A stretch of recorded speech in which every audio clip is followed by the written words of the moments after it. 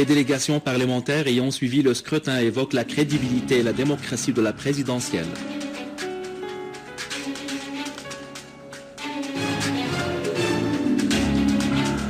Le dépouillement des bulletins de vote se poursuit à Damas et dans plusieurs villes.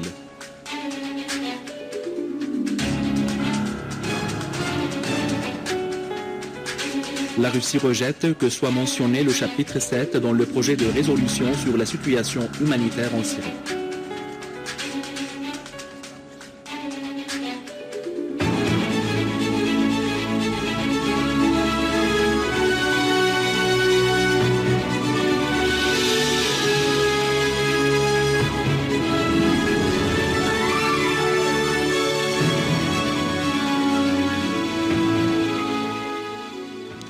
Mesdames et messieurs, bon après-midi et bienvenue à notre journal.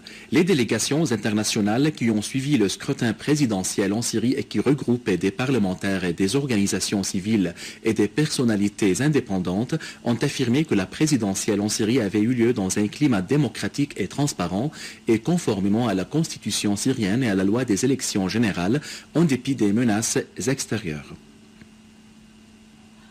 Dans le communiqué final publié aujourd'hui à l'issue d'une réunion de consultation tenue à Damas, les délégations ont indiqué que le scrutin présidentiel qui avait eu lieu partout en Syrie a été géré par la Haute Commission judiciaire et supervisé par la Haute Cour constitutionnelle. La présidentielle a été organisée pour la première fois en Syrie dans un climat de concurrence entre trois candidats et avec la participation de différents courants politiques, souligne le communiqué. Le communiqué affirme que le peuple syrien a confirmé qu'il préfère l'option politique en se rendant aux urnes à l'interne et à l'externe de la Syrie, en dépit de toutes les menaces lancées par les terroristes.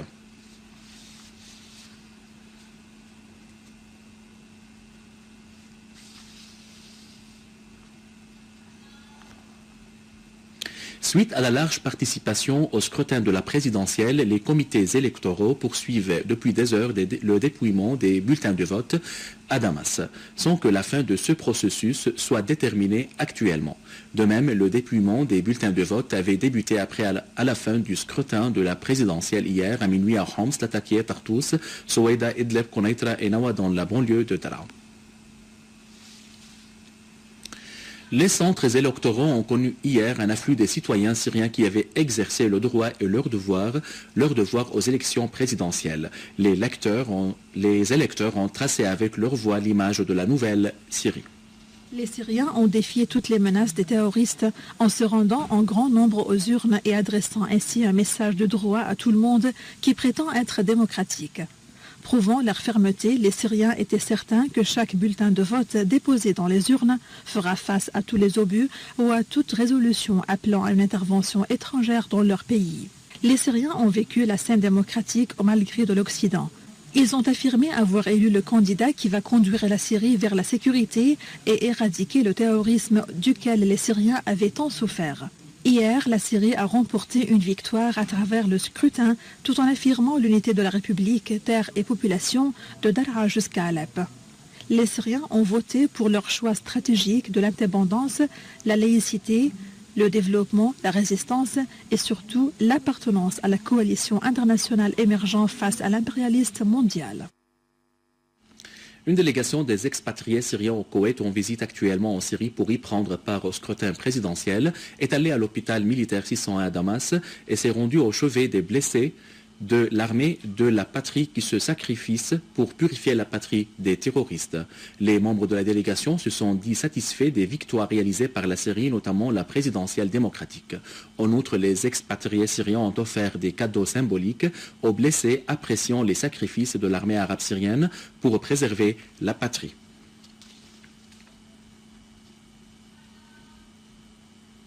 Mohamed Abdel Sayed, ministre des Waqf, a rencontré le patriarche Monseigneur Ignace Ephraim II Karim, le félicitant pour son intronisation en tant que patriarche d'Antioche de tout l'Orient, pontife suprême de l'Église syriaque orthodoxe dans le monde. Lors de la rencontre, Sayed a affirmé que la participation hier du patriarche aux côtés de ses frères des ulémas et des prédicatrices au scrutin présidentiel reflète la victoire de la patrie mettant en exergue la cohésion des Syriens, toutes catégories catégories confondues. Pour sa part, le patriarche Monseigneur Ignace Flamme II Karim a indiqué que sa participation au scrutin avait pour but de confirmer l'unité des musulmans et des chrétiens qui s'entraident afin de construire la Syrie moderne. Le ministre russe des Affaires étrangères Sergei Lavrov et son homologue américain John Kerry s'entretiennent demain à Paris des deux crises syriennes et ukrainiennes. Le ministère russe a souligné que si un rapprochement entre les deux côtés serait réalisé sur ces deux sujets, ça sera une importante réussite. Le ministère a fait noter que l'avancée de ces entretiens dépend des partenaires américains. Le délégué permanent de la Russie auprès des Nations Unies, Vitaly Churkin, a réaffirmé que son pays rejette l'inclusion du chapitre 7 de la Charte des Nations Unies au projet de résolution élaboré par l'Australie, la Jordanie et le Luxembourg sur la situation humanitaire en Syrie. Il a fait savoir que la Russie n'est pas disposée à voter en faveur d'un projet de résolution sur la Syrie sous le chapitre 7 contre l'appui à son projet de résolution sur l'Ukraine.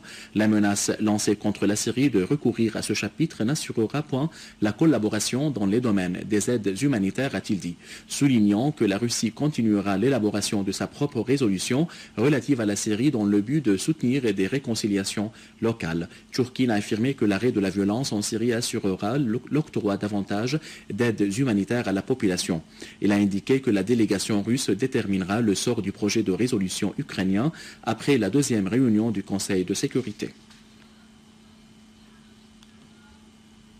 À la fin de ce journal, je vous rappelle les principaux titres.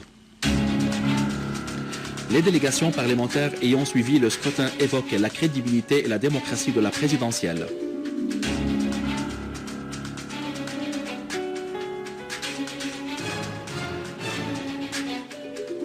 Le dépouillement des bulletins de vote se poursuit à Damas et dans plusieurs villes.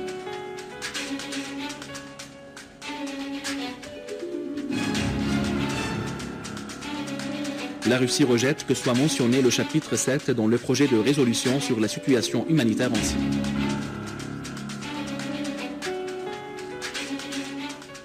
Mesdames et messieurs, c'était notre journal d'aujourd'hui. Merci de l'avoir suivi et au revoir.